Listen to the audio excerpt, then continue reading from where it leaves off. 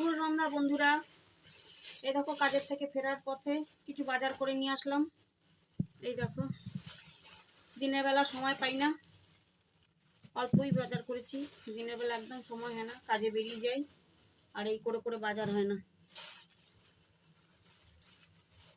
কি কি এনেছি দেখো।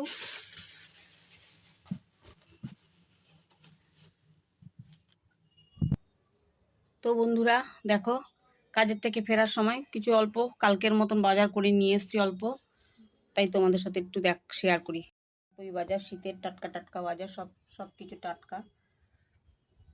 এই দেখো, এখানে একটা ফুলকপি, এখানে ধনেপাতা, এখানে সিম, একটা লাল শাক, মূলো, এই একটু লাউ, অল্প পেঁয়াজ আর জলপাই।